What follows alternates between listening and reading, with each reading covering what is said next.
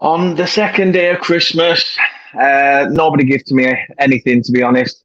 Certainly didn't give us 3 points yesterday anyway, so that I'm a bit worried about. But hey ho, welcome back to Turf Moorhouse TV. Obviously, yesterday, thank you to everybody who tuned in for the watch along. Really did mean a lot. But yeah, if you're new around here, please do sub to the channel. As you can see in the bottom corner where my big fat arm is, not that one, that one. I will get used to this alternative camera angle. But yeah, it is at Turf Moorhouse on Facebook, Instagram, Twitter, and YouTube. And we are also available on podcasts, Apple Podcasts, Google Podcasts, and Spotify. So, without further ado, as I say, in regards to podcasts, there it is. That's all you got to search. Search that silly little name there, Turf Moorhouse, and we'll get there. We'll get there. It'd be nice if you could give us a sub. It really would, and a follow. As I have said, I don't know why I've done this. Maybe the little sort of mad gremlin inside of me says, let's get to 300 subs on the channel, and I will do the one chip challenge. Now, I am shit with sparse. Really, really am. So this is going to be a true test of my, I was going to say skills, but I ain't got any of them. I'm from Burnley, for Christ's sake. Opening my eyes in the morning is a task. But we are here to talk about Newcastle against Burnley, a very interesting game, a battle at the bottom of the league. And who better to give us an insight for Newcastle than Miss Rowan herself? How are you? Yeah, I'm good, thank you. Obviously, as I previously did explain, if you are watching this visually, I am wearing a puffer jacket inside. That's because the lovely winter in the northeast has brought power cuts along with Storm Arwen. So yeah, I don't just rock a a puffer jacket on a daily basis, and I'm also not too tight with the heating on. It's just not working. So. So how have you been, first and foremost? And also, as well, while you're here, tell people who you are, what you do, and give a plug to your channels and stuff. Yeah, I'm good, thank you. Thank you for having me, as always. Yeah, I'm No Kendall problem. Rowan, if anyone didn't know that already. Obviously, I'm a Newcastle fan content creator.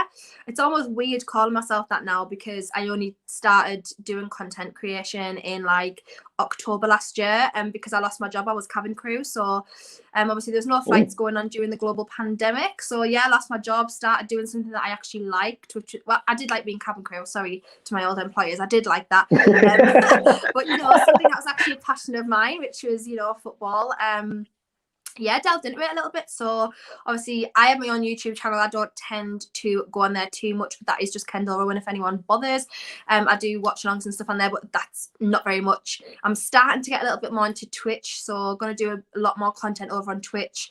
Again, everything I talk about is normally Kendall Rowan. That's like all my socials: Instagram, Twitter, YouTube, Twitch, everything like that. So yeah, I've done loads of things in the last year. Actually, it's been a little bit of a mad one, to be fair. And now, richest club in the world and all that. It's going to get a little bit more interesting, I think. I thought you had to get that one in. I wondered how long it would be. I've been telling myself all that. I wonder how long before they say richest club in the world. No, I mean, thanks for coming on, giving us your time. It really does mean a lot. I was the same, to be fair. It was 6-7 months ago that I started, and I just thought, sod it, why not? And I've enjoyed it. In fact, it helped me through lockdown as well, because you sort of just sat in your own headspace, and you're just like, shit, what is it to talk about? And then when football finally came back, it was almost like, it was just brilliant.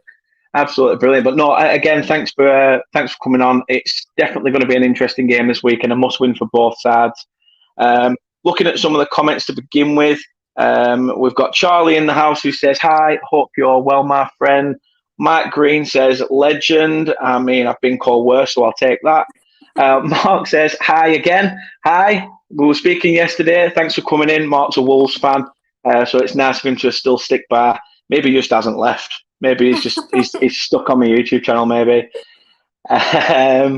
Matt says, do that tip, I said. Haha. I'm not following. I don't know what you mean. Charles says, hope you're good, mate. Yeah, all well. Everybody's well.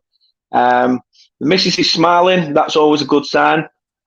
Eagle-eyed football evening. Big up, Dan and Kendall. How you doing, Rich? Thank you for tuning in. Absolutely amazing. David Anthony, thought you were going to get me on, pal. Yes, I am. Not for this. When we do a manager special about Sean Dash, don't worry about it. I will get you on. Don't worry your little self. It will be there. He also says richest club in the world. Oh, and a cheap dig. Good He's one. throwing in a cheap I dig. like it. Bit of a clap back. I like it. I'll take it. Charlie from Manchester City fan says, big up, mate. Thank you for tuning in as well, Charlie. Really does mean a lot. And cheers for the update. DJ Dave, love it. Thanks for that. I've got COVID, mate. Nice one. Yeah, fingers crossed it shifts soon. I mean, nobody wants that shit at Christmas. No one wants to be unwrapping that. Evening, guys. Thanks, Joey. Thanks for tuning in to yourself as well. And Rich is saying, get down up to 300 chip settings. Please, I don't, as much as I want it to grow, I don't want to do that one chip challenge. I'm shitting myself. Because honest to God, I'm the sort of person that likes to show off if I went out. So all my mates would be like, oh yeah, I'll have a Rogan Josh. Oh, I'll get this. I'm like, I'll have a Vindaloo. No, I'll say I want a Vindaloo and then I'll sit there and I'll just be like, Brat, I'll be as red as me beard. And I'm proper just like, and they're like, are you all right? Are you getting some more beer in? Because I've necked this one. Like I've only had 2 mouthfuls by that point. Extra hot just to be like, I've got the extra hot, but meanwhile you're like wanting to die inside. Sort of looking round tables, just like extra hot, extra hot. Look at this, oh, easy. But then fail miserably. Walk out there already feeling like shit before I'm like, oh, why did I eat that? Nippon. Big up, Daniel and Kendall. Thank you to yourself, Nippon. Hope you're well. Where you driving to at this minute? You're always out and about, so where you driving to at this minute, my friend? Every time I see him, he's always out and about. I'm sure Nippon's the guy that drives around for like Google Earth, you know, doing Google Maps when you like zoom in on satellite. It's Nippon in his little car going everywhere. Joey says, is it the fact that it's just one chip that's the issue? I mean, looking at the size, I've put plenty of chips away in my time, just not this spicy one chip, mate, to be honest. And he's saying to Dave, hope you're better soon. A Vindaloo and a Sambuca is... No. Can we just not talk about Sambuca? Because honestly... No. Bad memories. It is horrible. I remember, I think there was one away game probably a couple of years ago. Everyone got a shot of Sambucas and we were like, right, fine. And I sort of swilled it, but then kept it in my mouth, and I just went, pretty sort of like this, and I just went to the bug and I just went, got rid of it, and I came out. They went, bloody hell, that was quick. I went, yeah, it turns out I didn't need it. I said, you know what it's like when you've had a few beers, it just sprays out, and then practically you're already out. And they're just like, you've just got rid of your shot, aren't you? And I'm like, no, smell my breath. Look, it's down there, it's down there. But I think I tried to get away with it, but I don't think I did. Rich says Heathrow. Yes, the Heathrow story and Nipper. That's always going to be a classic. Ducky, hope you're well. Obviously, Ducky's set to get married next year. Wants me to be part of his groomsmen, so I'm looking forward to that. So thank you for tuning in. If we're going to beat Newcastle at St James's Park, then now would be the time, fella, because it might be the last chance we get with the money they plan on throwing in the transfer window. To be fair, obviously we'll talk about that. Nippon and Google with that internet connection. Joey says Fireball. Yeah, Fireball's classic. Fireball and apple juice, Joey. I've told you it's the future. Need a night out round the room. The ratio of women to one man is ridiculous. Right, I don't even know what's going on here. Steve, I mean the tune. Need a night out. Yes, definitely. Definitely. To be fair, Dave was with us that time that we went to Newcastle, so yeah, he has put tune, to be fair. He has put tune, so fair shout. Steve Stubbs, Liverpool fan. Evening, Dan and Kendall. Thank you for tuning in as well. A lot of comments coming as well, so it's really nice. And Rich says, congrats, Ducky, if you're still here. Elbow cough. Yeah. So, I mean, that's the comments for the time being. We'll let them crack on. And obviously, first of all, we're here to talk about Newcastle against Burnley. It's the perfect time to play each other, really, I think. I mean, so far, what's your thoughts on your season? Bit of a weird one, really, because, it was so... it started off really badly. Obviously, it hasn't gone great. I haven't really picked up in terms of results. Although, to be honest, looking at our form compared to a couple of people like Watford and stuff around us, our form's a little bit better, like, because we just keep drawing. Like, we're just drawing all the time. It's not, obviously we lost against Chelsea and Spurs and things like that. But yeah, started off really bad. Obviously wanted Steve Bruce gone, kind of wanted him gone in the summer, but we didn't really realise that the takeover was going to be happening anytime soon. And then within 48 hours, that was pushed through in the middle of October. So that was a little bit mad. Almost still can't believe it. It's like you've locked in chokehold with Mike Ashley for so long. It's like you forget that he's not there anymore. It's absolutely strange. How many of those giant, massive cups has he offered him? Oh yeah, you always remember them. It took a little bit longer for us to, get a manager than we thought, because I think Emery was kind of nailed on, and then when the whole media debacle happened, he was kind of like, you know what, I don't really want to be involved in that. That's fair enough. Then obviously brought Eddie Howe in, which I'm quite happy about, because I think we've got to be a little bit realistic. If we do go down, he's kind of an ideal candidate to take over, like a championship club, I guess. Not that I want to go down, but, we've got to be, again, non-delusional. But yeah, happy with Eddie Howe. Really happy with the way things are looking in terms of like some of the players that have come out of the shells lately, like Joe Linton, for example, who has just looked like a completely different player since Eddie Howe came in that short space of time. So that's like really good news. But yeah, we still are the only club out of 92 clubs in the Football League to not have a win this season yet, which is extremely concerning when you are 20th in the league. That is very worrying, but obviously that's why we are where we are. So yeah, really, really need to pick up our first win now. Sadly, it's obviously got to come against somebody. And I'm saying sadly, it's not sadly for us, but sadly for whoever we play. I did think it was going to be on Tuesday night. Obviously, Kieran Clark had other ideas, which he's probably not going to be forgiven for by a lot of the fan base. I don't think he's even come out and apologised, has he? He hasn't. Nah, he hasn't, which is even more annoying, because he's got like other people apologise on his behalf, like, like Callum Wilson sticking up for him. And I know you're going to do that because it's your teammates, but at the same time, you should come out and take ownership of something that it's incredibly important. We are 20th in the league. We really need not to get relegated, because it'll just push the plans back another 2 years, which is really, when you're a club like Newcastle, you can't really afford to, because you really need to be like kicking on straight away. And yeah, it's just not great. He needs to come out and say something, in my opinion. If he just leaves it any longer, it's just going to look worse. So, it is what it is. But yeah, didn't come against Norwich, sadly. We did get a draw though, so maybe it'll come on Saturday. I don't know. I'm not confident. Again, though, I'm not confident for any games this season, I suppose.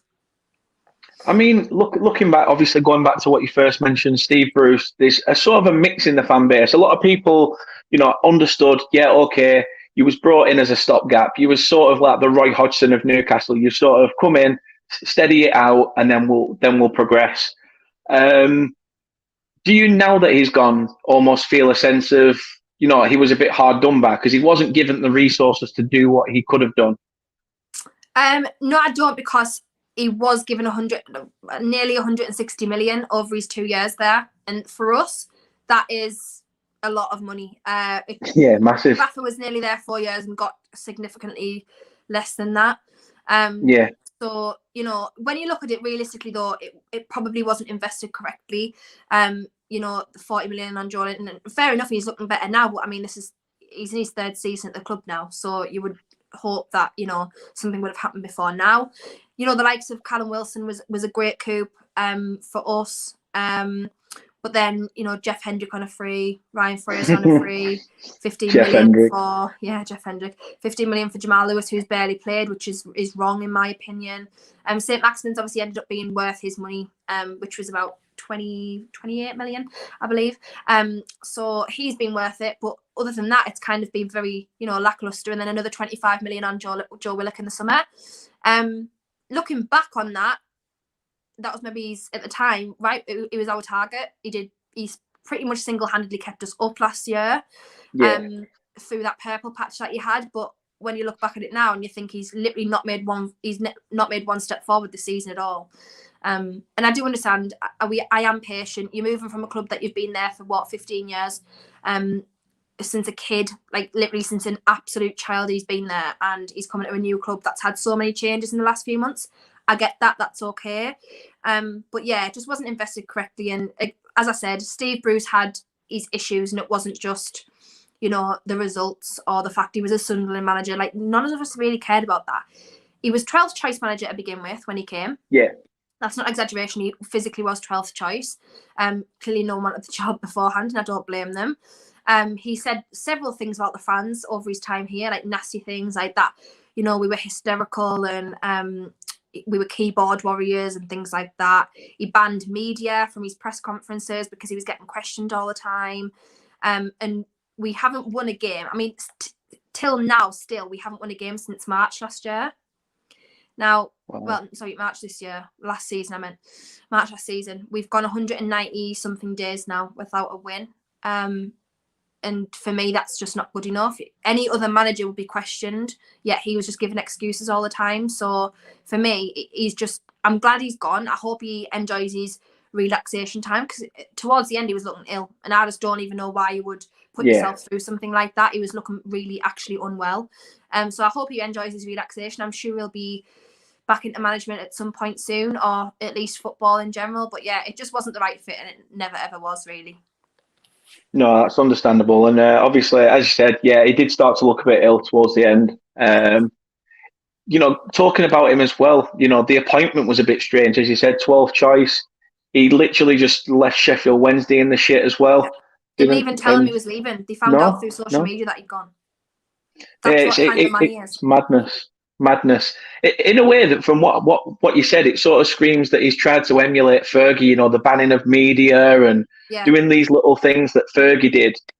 But there was a reason Fergie did it, because of the crap that they were saying to the players, not just to him because of negative results. It was, and the way that he treated his family and things like that. So that's different. It's personal. But when it comes to just the fact that he can't be arsed with dealing with the flack, then that's just laziness on his behalf. I mean, obviously, you've moved on from him. We'll go on to a man who's obviously probably just a little bit more hated than Steve Bruce, Mark Ashley. Obviously, we've got to talk about that big stiff idiot for a little bit. At the beginning, came in, was fine, but he's sort of single-handedly, it's just been a steady decline all the way through, hasn't it? Yeah, we'd not been relegated like in the whole Premier League era before he came in. I think we've been relegated like once in our history, or just something like that, or since Division 1 was a thing. He came in, got relegated twice. Just didn't invest any money whatsoever. If you look, there's a guy on Twitter called Swiss Rambles, and he does like a lot of financial sides of football and things like that. And he, over time, Mike Ashley actually invested £0 into the club, because we were kind of a self-sustaining club at that point. He used whatever profits we got to reinvest in the club on the base minimum level. And we finished 5th with Alan Pardew. Which at that time was like, wow. And we got into Europa League. But over the rest of the time, there was just we didn't do anything. It was, battling relegation pretty much every other year. And before that, we were in Champions League with, Bobby Robson and things like that. We had the entertainers. And he basically just ruined the club, and it just became a business to him. And I understand like football was going that way, but you still, when you run a football club, especially like in Newcastle, that is still very much the heart of the community. A very working class fan base, and what their club is built on. It's just, you need to have a little bit of love and a little bit of care of a club like that, and he just didn't. He never did. He came in, he was buying everyone pints in the bar, and everyone thought, oh, look at this guy coming in, like it's fantastic. And then literally within 2 years, people wanted him gone. Within 2 years, Kevin Keegan had him at a court case. He got pulled up for lying in court, treating like a club legend the way that he did. It just was never going to end well. And obviously for the last 4 or 5 years, he has been wanting to sell the club, and he's always moved the goalposts until obviously last April, when the consortium came in that we currently have now. But yeah, he needs to move on. He needs to not take over any more football clubs ever again, unless they are in serious trouble, like financial trouble, because he will get them on an even footing. He just won't invest to progress that club. But he just needs to move on, and hopefully, you know, if we stay up this season, then hopefully we never have to hear of him again. I'm pretty sure if we get relegated, his name will be the forefront again. But yeah, hopefully we don't ever have to hear of him anymore. I don't blame you. I don't blame you. Obviously, a lot of teams, you know, I look at the likes of Leeds and Southampton. They've sort of, you know, they've dropped down the divisions and then they've sort of built slowly and got that progression. I know full well nobody wants that. You know, obviously the main aim is to stay in the league and then all of a sudden go next season. We all know January window is going to be interesting, which we'll get onto shortly.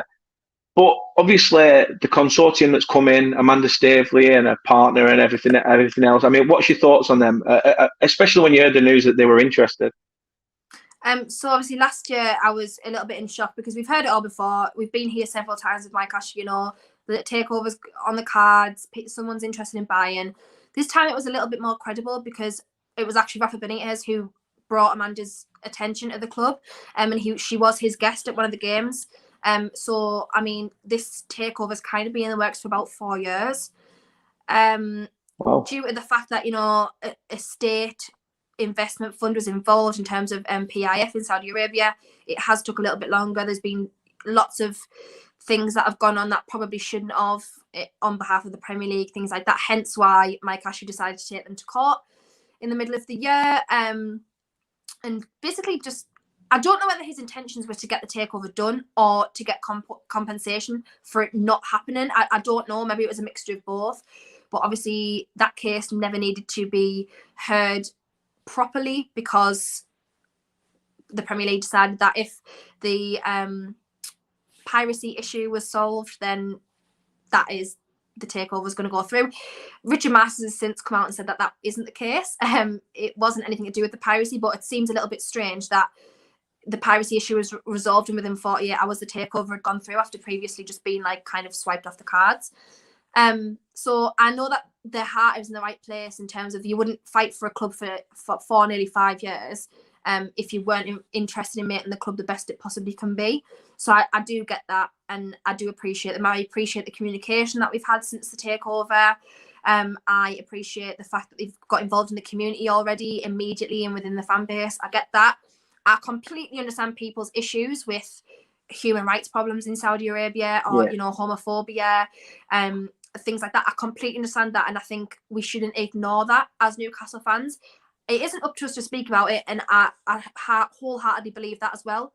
But I do think that if someone asks us about it, we should explain as much as we know, our thoughts on it, and move on, because we actually have a voice now to speak out about these things, which I think is great. So I do get that part of it as well. Yeah. But for me, it was simply about, you know, the joy of Mike Ashley being gone, and that's where it lay for me. But yeah, as I say, I don't think we should ignore everything else surrounding things like that. No, I don't blame you. I mean, the scenes outside of St James's Park were like that of a gypsy wedding. It was literally manic. It was crazy. It was literally just everybody was everywhere. It was definitely all those things you see on Geordie's show about it. You know, everyone getting mortal. So yeah, it was definitely one of those things. Couple of comments. Nippon says, question for both of you: are you doing watch-alongs on your channels? I mean, we did one yesterday, Nippon. I know you nicked it. I know you nicked in. That sounds like I'm trying to pun your name, but I'm really not. But yeah, obviously, Kendall as well said that eventually, you know, slowly but surely, it's just one of those things where they come along when they come along, the watch-alongs. It's all about timing, whether you can do it, whether you're not going to the game and things like that. I got home games as well because I've got a season ticket. So if there's ever a Newcastle home game on, I can't do a watch-along because I'm there. So it's normally aways. No, fair enough. You can't beat away days. The missus says, I'm genuinely jealous of anyone heading up to St James's Park this weekend.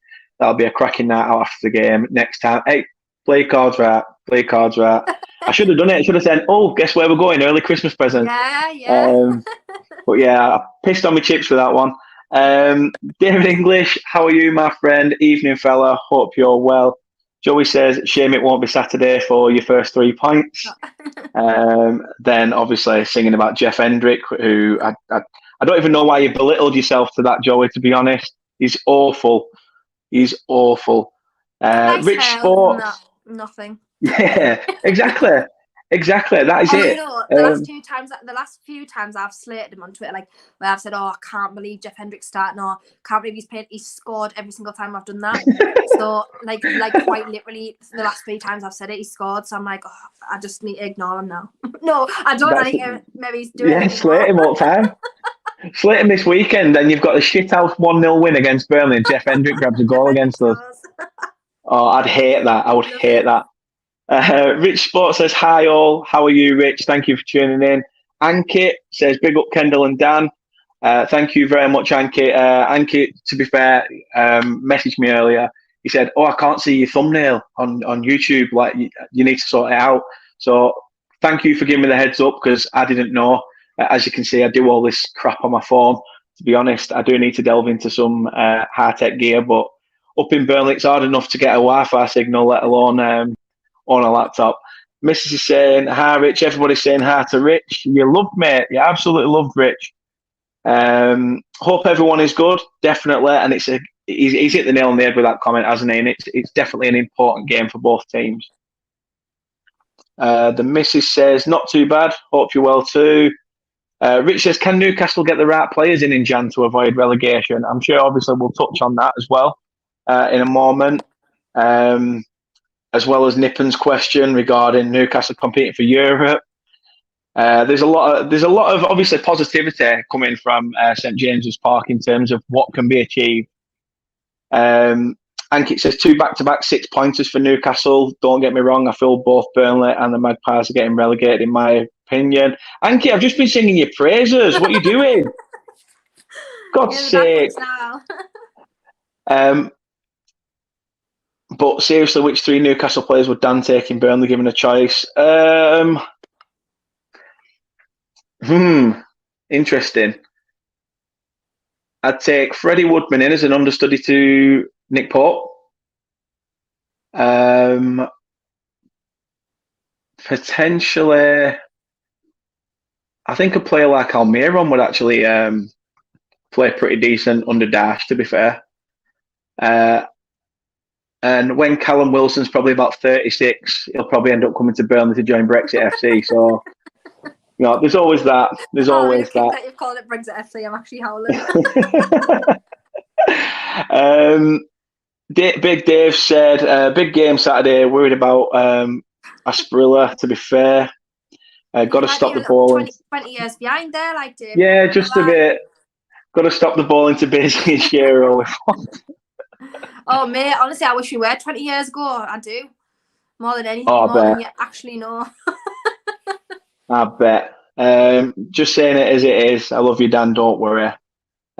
Some lighting show at Old Trafford tonight going on.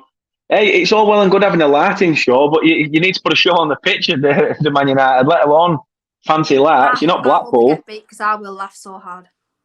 Definitely. See, Dave says St Maximum all day long, and I just think the fact that we've got Cornet and McNeil out wide, where do you put him? And I know that sounds a bit big-headed if he doesn't get in over them, but it's more of a case of don't bite the hand that feeds you that I'm sort of going with on that one.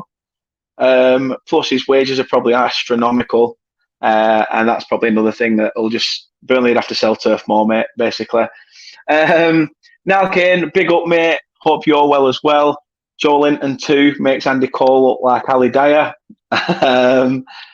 Rich, Newcastle should raid teams around them to send them down instead. I have said that actually in the past. Yeah.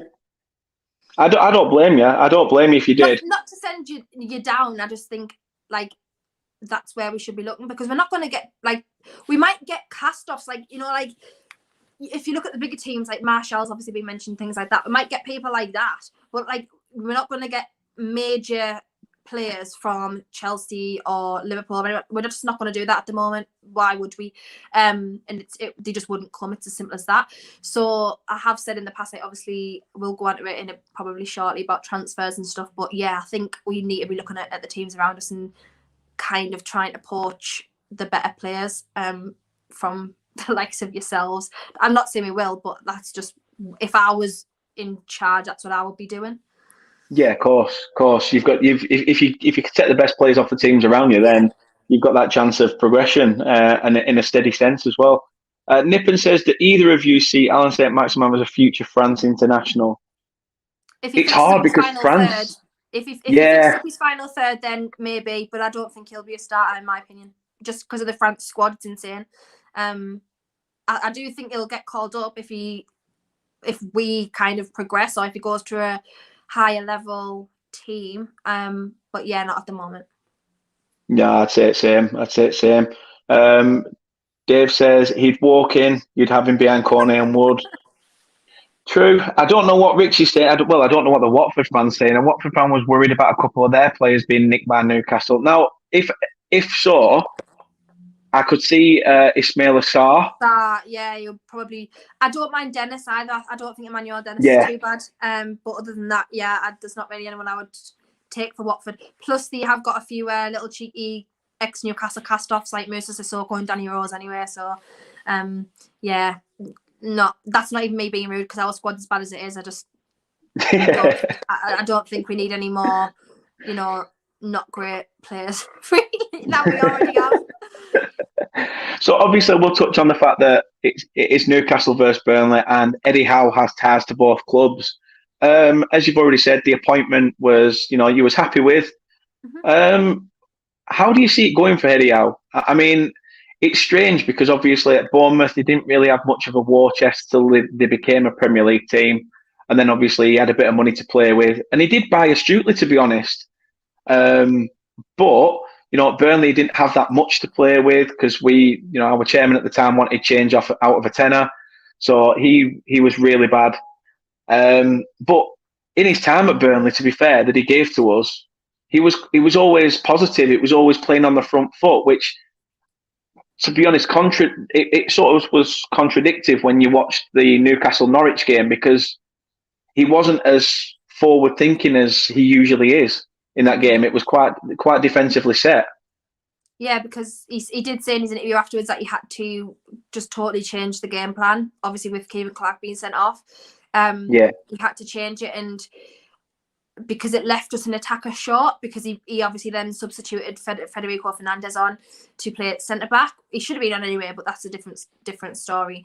So yeah, I just think we haven't got the personnel realistically to go to attack him because defensively we are so poor. Like I can't even remember the last time we were this poor defensively because under Steve Bruce we played defensive football, so we didn't really have room to be lackadaisy defensively, even though we were, but still not as bad as we are now.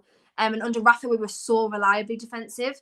I can't remember the last time we were this poor defensively. So yeah, I understand why it's not as forward thinking, but as I say, there is a couple of players like Joe Linton, for example, who has completely just changed his mindset in how he plays football, and it is a lot more forward thinking. So I'm just hoping that once we get our first win on the board, we can kind of play around a little bit and try and play like attacking football. But I just can't see it happening anytime soon because we don't have the personnel defensively to allow that for that really. Yeah, that's a fair shout. I mean, obviously at Burnley, his time there was. As I like to describe it to people, it was a case of if you score 3, we'll score 4. Yeah. We always had to get one more, and we were so open at the back, but going forward, we were shit up. But then at the time we had the likes of Charlie Austin, who was banging goals in for fun, and he brought Danny Ings in as well, and he started firing on all cylinders as well when Charlie Austin went. So we sort of had a bit of a. You guys when Eddie Howe was there. Yeah, I think Eddie Howe was a Trippier. Was Eddie Howe a Trippier signing? I think he was. No, I'm not sure. I'm not sure. Talk about him coming to Newcastle now. Yeah, because Trippier was involved in sort of like the crossover. You might have that relationship. Yeah, I know. Trippier's has come out and said that he loves Sean Dyche, and him and Dyche are like that, and we're all like, well, please don't go to Newcastle. If you're going to come anywhere, come back to us. But I can't see it. I hope it. I would love it to happen. But if you do get hold of him, you have got an absolute cracking, just an absolute cracking player. Like, it's not just that though. It was always good. Like, he'd be around the town as well. Like, he'd play a game and then you'd go out for night and he'd be sat there just having a couple of quiet drinks on his own. Yeah, it's mad because I think he is definitely going to leave because obviously I follow Atleti as well, so I've watched him like a lot over the past few years. And he was like so integral at the team last season, obviously apart from when he got his ban. But yeah, he's so integral to the team. Like, I really would love to sign him. So just thinking if Eddie Howe did bring him to Burnley, then I mean that's great news for us, really. But yeah, I don't know if he did or not, to be honest. I can't remember it sort of happened in the crossover between Eddie Howe and Sean Dyche coming in. It was sort of, I'm not sure, just because of the relationship between him and Dyche. It might have just been one of the things that blossomed. But yeah, I mean, what do you think of Eddie Howe's philosophy? Do you think, obviously, he needs to be given time? Of course he does. But do you think he's the man to change Newcastle's fortunes? Or do you think at the moment he'd sort of just be a case of steady, sort of, again, similar to Steve Bruce in terms of steadying the ship, but steadying the ship at a successful rate? I think he's absolutely the man for the job right now. He's got so much experience at that level, and tactically, he's extremely astute. Tactically, he's brilliant. I don't know if anyone's ever watched, him being mic'd up and stuff, and the videos on YouTube. His mind is incredible in a footballing sense. He did say that the past year he's been, training with Jurgen Klopp and Diego Simeone, which two of the best coaches in world football at the moment. So it can only be a good thing, and I think he's fantastic. Again, as I said earlier in the stream, if we go down, he is probably the man for the job again. It's not. I think they've planned for that. He is only on a 2.5-year contract till 2023, so they are planning for the short term, I'm assuming. Again, though, he hasn't been at a club at a level where he's been able to have like Europa League football or anything like that. So we don't even really know how he would handle that. I don't even know if he would be like, at that level. So I can't even write him off for that because I don't know what he would be like there. He's never had that experience really. But he will be, if he gets us out of the position we're in right now, he'll be an absolute legend for the rest of his life at Newcastle. That's just a given. Even if he doesn't, I don't think anyone's going to blame him either because he's coming at a point where we weren't bottom, but we were there and thereabouts anyway. It's not really his fault necessarily. So yeah, he just needs time, as you said, just needs a little bit of time to figure out where things are going. Obviously, the January transfer window cannot come quick enough for us because we've got the worst run in December of all time. Like, we've got Liverpool, Manchester City, Manchester United, Leicester, and Everton in December. Like, that is just, I cannot express how horrendous that is for us. At a crucial time that everyone knows in football is Christmas. So yeah, January just needs to come and see what eggs are in his basket and who we can get in. And I think then he'll probably be judged a little bit more after that. No, fair shout, fair assessment. I actually, you've hit the nail on the head with some good valid points there. I mean, as you said, it's only a 2.5-year deal, and you did mention the transfer window, which we'll move on to now. Get this mad rush of Christmas games out of the way. I think, if anything, Christmas for Newcastle fans is January. The whole month of January is going to be like one big, Christmas present. And we don't know what's going to happen. We all know January's a bit of a shitty window. We can all say that it doesn't, there's not stars belting out here and leaving clubs and things like that, left, right, and centre. But when you are, and I'm sorry, I'm going to say it because even though you've already said it, when you are the richest club in the Premier League, is it going to be a case of, yes, it's fine, we're going to get the numbers in? Or are you going to be the club that people are going to be like, no, we know you've got the cash. You can stump up silly money, like United with Harry Maguire. Is it going to be sort of that scenario? Or is it going to be a case of, listen, you need to still stay grounded on the finances? Or is it just chuck money at it? I think we are going to be taken advantage of because people know that the position that we're in. We need players and they have the money to buy the players. We're going to be taken advantage of, and I know that. We're going to have, probably for a little short while, we're going to have a team of, as I said, cast-offs and mercenaries who are there for the money. And I do get that as well because we kind of just need players at this point. And so I do understand that. I really hope that I really wanted to direct a football in before the January transfer window, because I think the people running the club at the moment, they haven't owned a football club before. They're going to make mistakes. And I think a lot of Newcastle fans need to accept that as well. Not everything's going to be rosy simply because they've got money. There's going to be problems because they're learning themselves. So I really wanted to direct a football in before January, because that will help us out. Because obviously at the moment, there's not really like anyone major in charge of transfers at the minute. So I really wanted that. I hope in January we take advantage of the loan market rather than anything else. I don't want to be going and spending 100 million on players that might leave in the summer because we get relegated. That's just silly.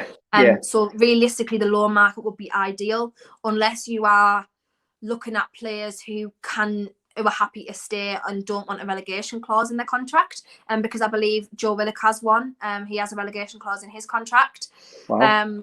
So he, might be off in the summer already. So, yeah, loans for me. If we make one or two decent quality signings, about 50 million, I'll be happy with that. And the rest loans. Obviously, the elephant in the room is that we've got to get rid of the dead wood first. We've got to get rid of some players. And that is going to prove so difficult. I cannot express how hard that is going to be, because our dead wood is dead. Like, literally, it is dead. Like, it is the likes of Jeff Hendrick. It is the likes of Dwight Gale. It's just players that we're really going to be hard fought to get rid of. And that's going to have to come first before we even think of getting anybody else in the squad. So, yeah, January is going to prove very, very interesting. And we'll see what happens. But I don't want another 40 million spent on Jordan Ibe. That's where I'm at. I don't want that. No, thank you. Because Jordan Ibe is not it, and he is certainly not one to save us from relegation. So, that's where I'm at the moment. So we'll see what happens. Definitely. I think he's got enough Bournemouth boys at Newcastle as it is anyway. So there's too many as it is. Rich obviously touched on this earlier, but if you was to make some signings for Newcastle right now, is there any players that stand out to you that are realistic targets to sign in January? So for me, we need 2 new centre backs, in my opinion, 2 new defenders. Obviously the names that have been pulled out, you're not going to like, but it is Tarkowski, and Conor Cody has been mentioned a lot. I would be incredibly over the moon if we signed either one of them. Never mind the both. It just depends. Wolves are 8th in the table right now, so I think they're doing pretty okay. They might be even a little bit higher than that. They're doing okay at the moment. And Conor Cody, in my opinion, is probably a man of integrity, so he's not going to want to leave Wolves for 20 place Newcastle United. There's been talks of the likes of Lingard, which I wouldn't mind either. Again, if he comes on loan, that's okay with me. Donny van de Beek was another one, but since Ollie has left Manchester United, I don't really know what his future involves, really. I don't know if he's going to be a player under Ralph Rangnick or not. We just don't know that. So yeah, being a couple of players mentioned, again, I'll be happy with a lot. Ward-Prowse is another one that was mentioned, but he's just signed a long-term contract at Southampton, so I can't see him getting out of that anytime soon. And I think he is local to Southampton anyways, and so can't see that happening anytime soon. But Tariq Lamptey's been mentioned, Max Aarons from Norwich. So again, it is all players from teams around us. Zaha was mentioned as well. So, but again, our team is in that much of a decline, right? I cannot express. I would take anyone. I would literally take anyone in January. In the summer, I was almost just not Jordan Ibe. Just not Jordan Ibe.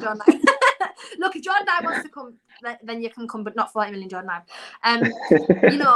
Like in the summer, I was like, oh God, we just need anyone. I was like, I'll have Rob Holden, I'll have Phil Jones. I was literally just begging for anyone because our team was so bad, and obviously nothing's improved since that point. We only got Joe Willock, who we had anyway.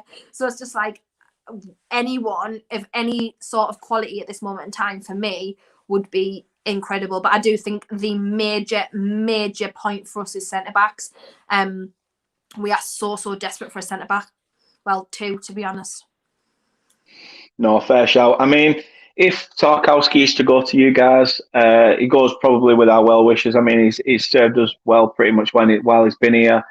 And plus, January probably would be the perfect time to cash in because obviously he's out of contract in the summer. Yeah, that was another thing I was going to say. Yeah, they might wait until then. Yeah, they might get a pre-contract agreement in January, and they might come in the summer. I just don't know, but yeah.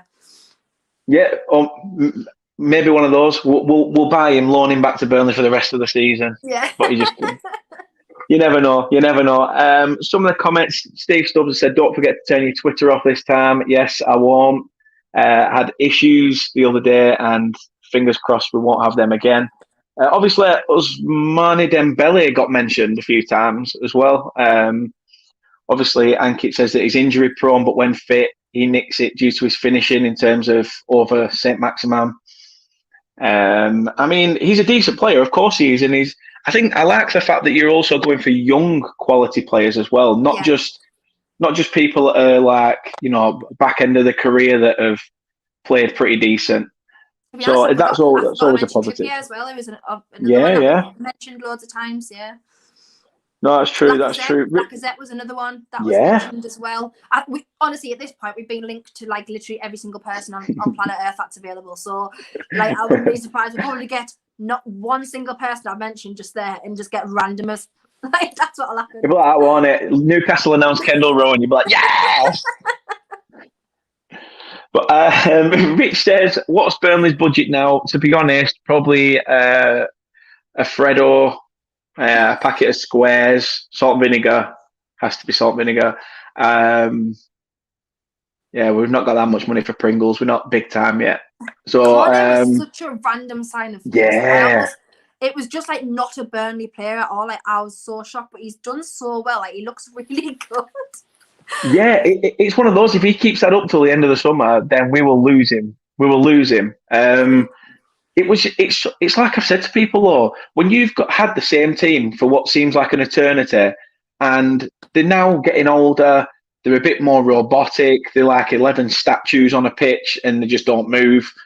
And you're just like, oh. And then this guy walks in, and you're there thinking, why is our winger not running into that space? And then you look and you think, Cornet's come from that end of the pitch to that end of the pitch to get into space and still somehow manage to get an end product as well. And you're just like, what is this kid? Like, what is it? And the fact he's only 24 and he wants to come to a poxy little club like Burnley, to be fair, where he's left a Champions League team in Lyon, for Christ's sake, to come to Burnley. It's just mad because Burnley aren't known for delving into the foreign market. No. As far as things go, we've obviously had Defoe prior to Cornet. I think them two in the same team would have been just it'd have been like spreading your arse cheeks and the sun just beaming. That's how good it would have been. That's how good it would have been. Rich also says, how much can Newcastle spend? I've heard that some fans are saying it's only around 50 to 80 million. It's not realistically. Well, not realistically, but technically, we could realistically spend 300 million over the next two transfer windows, and not affect financial fair play. I think that they won't, and it is probably nearer to about 100 million that they'll probably spend over the next two windows, depending on what happens. So yeah, that's why I think in January 50 million will be enough to get two decent quality players in, and then take advantage of a lower market for the rest. And then in the summer, see where we're at, because if we're in the Championship, we're not going to spend any money because there's no point. We've got a Championship squad ready and available right there that, have done a perfectly okay job in the Championship previously. So we're not going to spend any money if we got relegated. If we don't, then there will be some serious spending in the summer. And that's where I think the marquee signings are going to come in a little bit more than January. If you get relegated, I could just see Dwight Gale and Jeff Hendricks sat in the corner going like, yes, game time, get in. I tell you what, Dwight Gale is the very first person I'd be keeping on if we got relegated, because he smashes it in the Championship. He absolutely smashes it. I mean, he was still second top scorer with 6 weeks out injured the last time we were in the Championship, with a certain Chris Wood overtook him when he played for Leeds. So yeah, I would be keeping Dwight Gale. Ankit says he's subscribed to your channel, which is always nice. So yeah, if you are obviously subscribing to everybody's channels, obviously if you're here, then you may as well press subscribe on this one. Or Kendall's YouTube channel obviously is in the link, and to her Twitter as well. So do go and give her a follow on there as well. Rich says, smash the likes and subscribe if you're new. Exactly. Hit the nail on the head with that. Rich says, Dan, I think West Ham wanted him as well in terms of Tarkowski. I think he'll be quite wanted, knowing the fact that where Burnley are, the fact he's out of contract in the summer, he'll be a cheap option, but a very good quality option for people as well. He also agrees with you, to avoid relegation, most important to improve defence over attack. I think Donny van der Beek stays because of the new managers. Lingard might fancy it though. I think Lingard will be a cracking, astute signing for you. In case Eddie does, I always think he never got really much of a chance. And then obviously when he went to West Ham, he was incredible, and I genuinely thought that they were going to sign him. In fact, in the summer, I was almost shocked that they didn't. But yeah, I would have Lingard all day long, like. Yeah, same. But before we went to West Ham, he were rumoured to come to us on loan, and we were just like, there were people in our fan base going, "No, he's finished. He's finished." Oh yeah, and you sort of just sat there like Joey Barton was finished. He ended up coming to Burnley and being one of the best midfielders we had, at that time. I mean, obviously, you know about Joey yourself. Fickle fans, isn't there? Very fickle fans. Yeah, of course there is. Of course there is. Obviously, Ankit says, in case Eddie does get sacked by mid-Jan, likely, if you ask me. I don't think he will. I think the fact that he's come in, he's got to trust the process. I don't think you're going to do a Watford. I don't think it's going to be a conveyor belt. Whatever happens this season, he's not going anywhere, in my opinion. Nah, not at all. He also says, as a Chelsea fan, we're literally linked to a player every half a day. Yeah, but the thing is, with you can actually go out and get them, and players actually want to play for Chelsea. At this current time, no one will want to play for us. Who is going to look at that and think, oh yeah, I think I'll just go to 20th place Newcastle? Woo! We're not going to get anyone of any note. I don't think at this point, anyways. Nah. Rich says, where we are in January, but. Yeah, no, that's a good shout. That is a good shout. Rich says, I was going to say 20 quid in terms of Burnley's transfer budget. Yeah, you probably, mate. That's the new owners, though. It would have only been a tenner with the last ones. And Rich is also just up to you as well. So a great preview tonight, he says. So a lot of love going around the room. A lot of love. Obviously, moving on to the game on Saturday, who do you see being, the one to watch, really? From a Newcastle perspective, in terms of Burnley players, or in terms of our players? One of each. Why not? Go for it. Obviously, Cornet, as we just mentioned, I think he's got a lot of elements like St. Maximin. So St. Maximin's our biggest threat. Cornet is going to be yours. Very much similar fundamentals in terms of how they play and the mind when they're going forwards. For us, defensively, I'm extremely concerned because I think defensively you guys are actually okay. I don't think that there's an issue there for me. You might be questioning, but in terms of our defense, hold on. If they play Fernandez and Shah, I'll have a little bit more confidence because they should have been the centre back pairing all day long. It should never have been Lascelles and Clark. Lascelles gets in because he's captain. If he's in on that weekend, I'll go absolutely insane. I think the whole Newcastle fan base will be going insane. See, he was tipped as the next big thing was Lascelles, wasn't he? And he's just sort of... Right, I got dogs abuse, and I mean dogs abuse a few years ago because when we got promoted from the Championship, everyone was like, right, Lascelles needs to get called up for England. And I was like, I was like, are you actually joking us? How can you literally judge a season in the Championship? Okay, Calvin Phillips aside, how can you judge a season in the Championship, right? Of being an England call up worthy. I was absolutely baffled, and I was getting abused all the time for it, off my own fans, because they're how can you not think he's good enough for England, right? And I was like, I'm not seeing what you're seeing. I'm going to be honest, I'm not. And then, look, lo and behold, everyone doesn't like him now. And I just think, well, I was right. I was right 3 years ago when he wasn't. For me, he can't play out from the back. He's not got much of the game about him.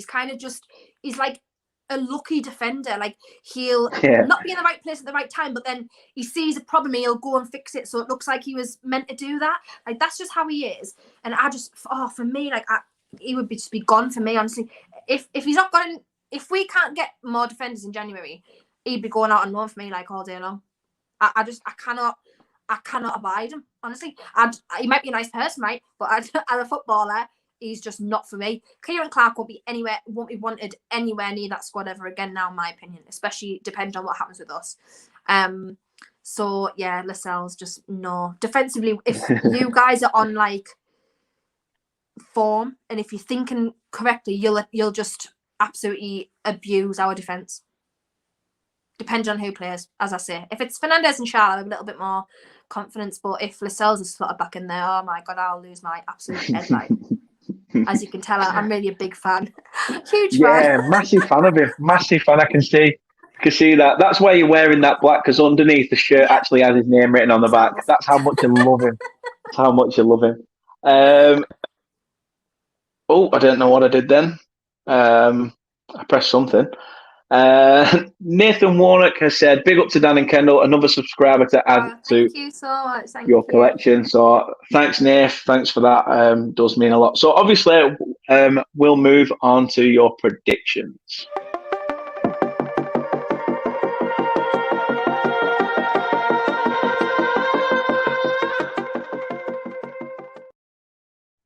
So Eddie Howe, clean your office out. Kendall Rowan's in charge of Newcastle United.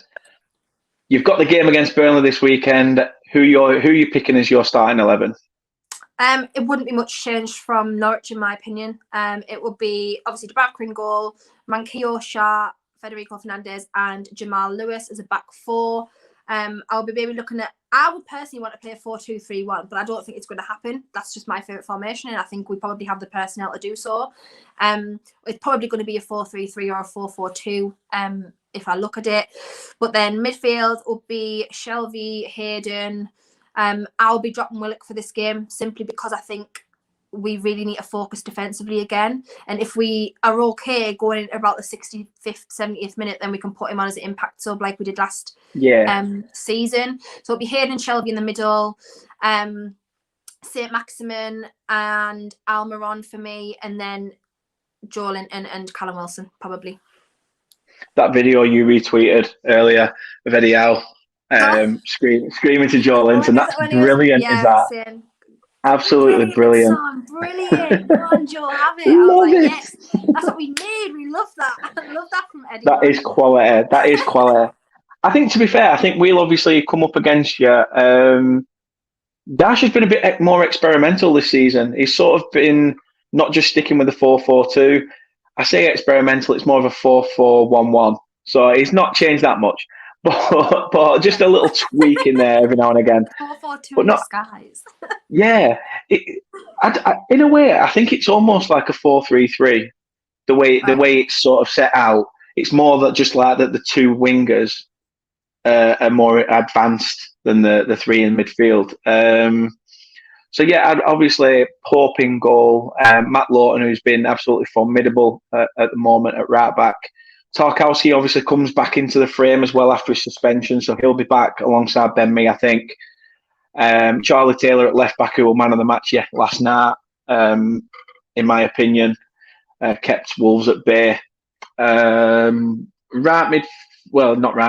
midfielders I'd go for we've only got three pretty much. Brownhill, Westwood and Jack Cork, they'll be in there, which is always nice to have Westwood back as well, because I think he was missing from that Wolves game last night, to be honest with you. He can pick a pass out going forward. I think without him, it isolated Chris Wood's game as well, trying to get in behind the defence.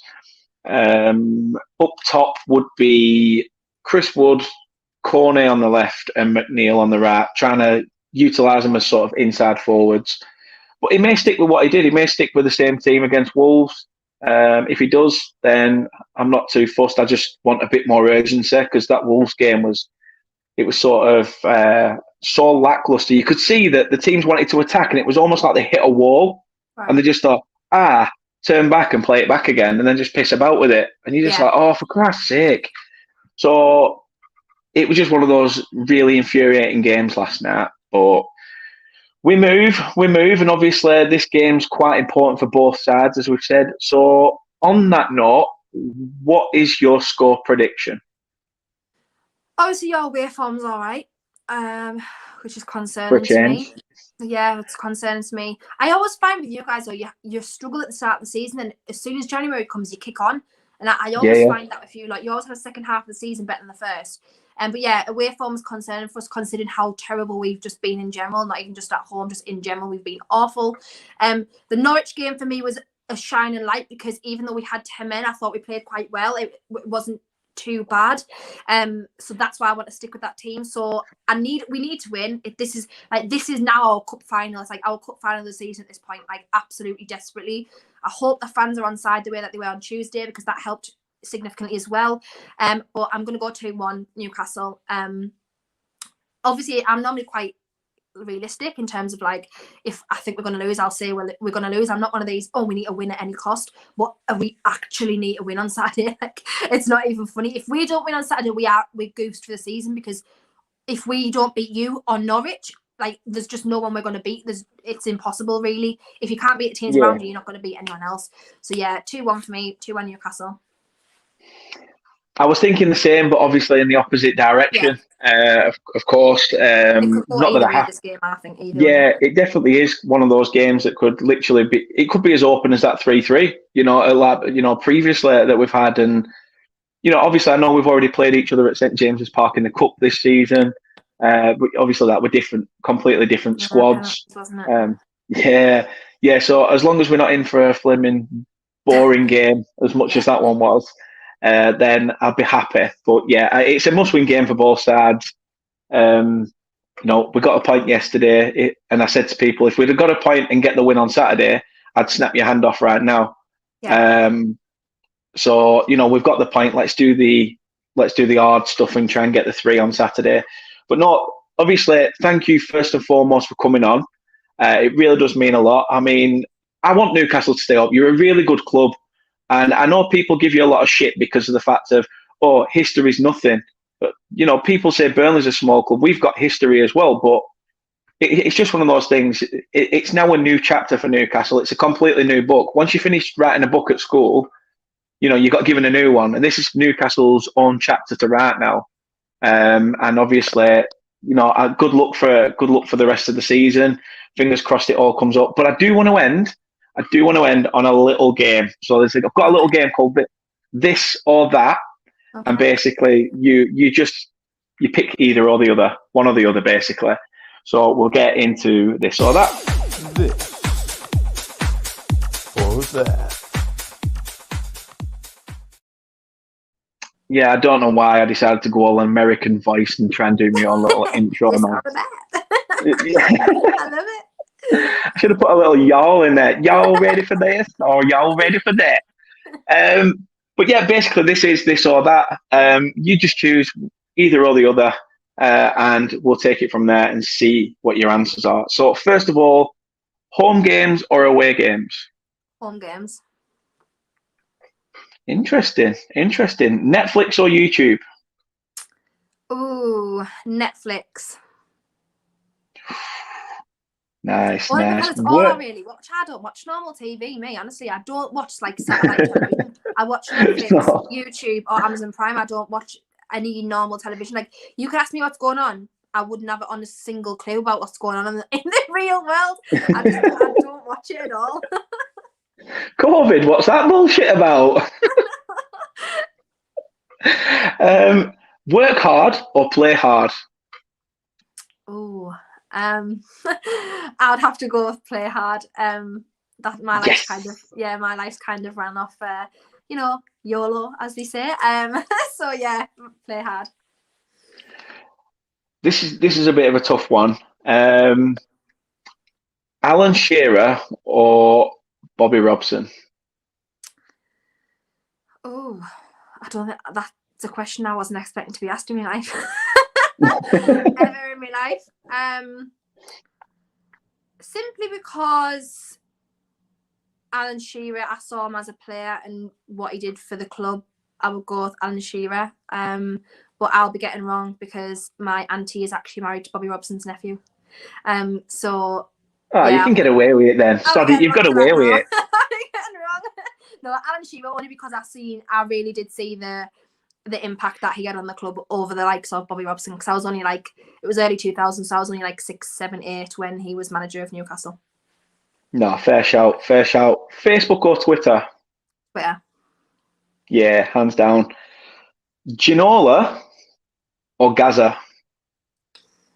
Again, there were two players that I don't remember playing for Newcastle very much, but David Ginola is just like elite levels of a man as well as a footballer. Like, he's just, what a handsome bloke he is, even still now. It's just got like, that je ne sais quoi, hasn't it? He's just brilliant.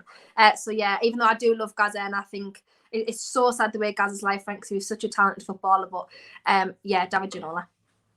Ooh, nice one. Cats or dogs? Cats. I have a cat, so I'd have to say cats. Interesting. If you could replace any current Newcastle player with a Burnley player, I think I know who you're going to go for. Well, who would it be? 20 times in this conversation. I would have first Jamal Lascelles with James Tarkowski. Yeah, I thought that would come in. And the big ultimate question. Now, I hope this isn't going to be a hat trick. I really hope it's not. Does pineapple belong on pizza? In my opinion, it absolutely does. My favourite pizza, pineapple is on my favourite pizza. Garlic base, like, hear me out, right? Garlic base, chicken, sweet corn, mozzarella cheese, and pineapple is elite. It's elite. Honestly, I cannot express enough. I don't even like pineapple, but it's elite on that pizza. I suppose that gives it a different complex, though, because of the garlic base, to be fair. Exactly, yeah.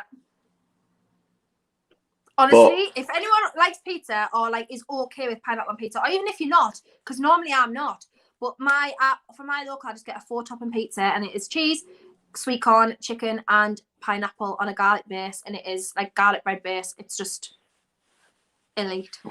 And my stepdad does this amazing rum and caramel baked pineapple in the oven at Christmas. Oh, that's so nice as well. But yeah, I don't like pineapple. Looking forward to that. Like fresh pineapple, I don't like the texture of fresh pineapple. But if it's cooked, like, I don't mind it. I think that's maybe where my little thing comes in. To be fair, though, there's a lot of people isn't there? You know, you've got likes of, people can't eat tomatoes, but they love tomato ketchup. I just don't like tomatoes. Hence why I get garlic-based pizza, because I hate tomatoes. That's another one as well, isn't it? You can't eat prawns, but you'll eat prawn cocktail crisp. Yeah. See, it's just like these bananas. mad shit weird things. Flavored stuff. Like, if anything's banana flavored, I'll always choose banana flavored stuff. But I absolutely hate bananas, and I think it's the texture. I just hate the textures of bananas. No, that is a fair shout. That is a fair shout. I mean, if anyone tries that pizza, please do. Please let me know how that. I'm actually going to. What was it? I'm going to write it down. It was garlic base. Garlic base, yeah. Chicken, sweet corn, and pineapple with mozzarella cheese. Right. I'm gonna test that. Yeah. I might use it to try and soothe my tongue after the 1 chip challenge. Yeah, why not? Yeah, do it. Why not? Although the garlic probably won't help. The garlic will probably just aid the sting. But we'll see. I can't believe you're the third person in a row to say it belongs on a pizza. I thought there'd be more of a diverse, but it's 3-2. 3-2 to pizza belonging on pizza at the minute. It does. Well, there's a little bit of a context situation there, because it does belong on pizza, on the right pizza. It doesn't just belong on any old pizza. Like, don't just chuck pineapple on a pepperoni pizza. Like, no, you've got to have the right one. That's true. Rich says, great preview. I thought I'd nearly said that wrong then. Rich says, I don't mind Newcastle, Burnley on the other hand. Is that yours? He's only saying that because it gets to around this time where Burnley playing Man United and we end up getting something. So he's always Man United on Boxing Day or around that time, and we are again this year. So we always. I don't know why. Yeah, we've got Everton on Boxing Day. Last time that happened, my stepdad's a Blue, you see. So I thought, I'll buy him tickets, and then we got beat. I think it was something like 5-1 or 6-1 or something stupid like that. I was just like, and then he goes, take a picture at top at concourse when everyone had left. All of a sudden, bang, under his jacket, he's got his Everton top on. I just thought, you bellend, you absolute bellend. I thought, what are you doing? So, yeah, if you're watching, Paul, you're a bellend. But no, he's harmless enough. The missus says that my stepson wants Burnley to win. He's not bothered about his Geordie dad's team, which, to be fair, yeah, his dad is from Newcastle and supports Newcastle. So at least I've had an input there. You've had a good influence there, mind. You've had a good influence. Definitely. Rich says that's a harsh question. I'm guessing you mean between Shearer and Bobby Robson. The missus says, yes, Kendall. It does belong on a She knows feature. she's good. Elite taste. I know. I don't like pineapple either, but on pizza and gammon. Yes. Mm-hmm. Fair shout. Ankit says, love the show. No, thank you very much. And Doug has come in just as we're about to end, but I know he's obviously been busy and things. So, evening to yourself, Doug. Thank you for tuning in. It does mean a lot. So, yeah, that's pretty much it. That is pretty much it. We've hit the nail on the head. Newcastle versus Burnley. Saturday. It's 2 o'clock kickoff, isn't it, this one? Oh, Is it 2? I think it's 2 o'clock, yeah. Is it? I honestly don't know, because normally you just think it's like 3 on a Saturday, don't you? But it might be 2 o'clock. I just go. Yeah, I'm not sure. I just go with my dad's and we go at the game. I don't even pay attention to the kickoff half the time now. I might have got confused. With the West Ham game the week after, because I think one of them's at 2 o'clock. And either way, 2 or 3 either or. So. Yeah, of course it is. Either way, I've got one less hour in the pub or one more hour in the pub, exactly. So it's not too bad. That's the way I look at it. Sod it. If it's 3, you'll just have to come home later. That's the only thing. See. Yeah. And plus, because of all the traffic and how manic it is at the bar, you have to stay an even bit later than that. So why not? Sod it. That's it. That's what we do as football fans. But no, thanks, Kendall, for coming on. It really does mean a lot. You give us an insight to Newcastle, and as I said, good luck for the rest of the season, apart from Saturday, because it's definitely a must-win for both. But yeah, as everybody has been saying as well, Merry Christmas to everyone. Obviously, we are going to be doing a lot more previews as well. But my stepson's autistic as well, so he wants to say Merry Christmas to everyone. So Merry Christmas, Mason. Hope you're well. I know as soon as I come downstairs, he'll be brimming and smiling like a Cheshire cat. Be good for Santa. Yeah, definitely. And if you're not good for Santa, then I'm not ordering Santas either. There's a takeaway around here called Santas, and that's it. I might try that pizza from there if they do it. That's a good shout. All the best to you both on Saturday, Dan. Us to beat Liverpool. Come on, Wolves. No, fair shout. It's always nice to see the big teams get beat. So go for it. Keep up that momentum that you've got going at the moment. As I was saying, good luck for the rest of the season. Thanks again for giving us your time and your insight onto Newcastle. Let people know where they can find you again and what you've got coming up. Yeah, no, thank you so much for having me. I really appreciate it. And again, as I always say, good luck as well for the rest of the season. Yeah, if you want to just find me, YouTube, Twitch, Twitter, Instagram, everything is at Kendall Rowan. So you will find me somewhere. There's loads and loads of content coming up on Twitch over the next few weeks over December. So loads of content, football content, loads of watch-alongs, things like that. So please stay tuned for that. Obviously, December is a huge period for football fans. There's always loads and loads of football on. So yeah, if you want to follow me on there, you can. Happy days. So again, thanks for coming on. Really does mean a lot. Please do subscribe to both channels. Kendall's channels are in the description. And if you have been watching and you've enjoyed the content and my earbuds falling out, it's been doing that and winding me up. I need to get the thicker ones and put them on the end, but it's just typical. It's either that or I've just got giant lug holes. But please do subscribe to us and search us on all social media, as you can see in the bottom corner. And you will be able to listen to us as well. So if you think this space is better blessed for radio and not on a screen, then you can check us out on major podcast platforms such as Apple Podcasts, Google Podcasts, and Spotify. Other than that, and breathe. Again, thank you. And we will catch you with another podcast and video very, very soon. Cheers again.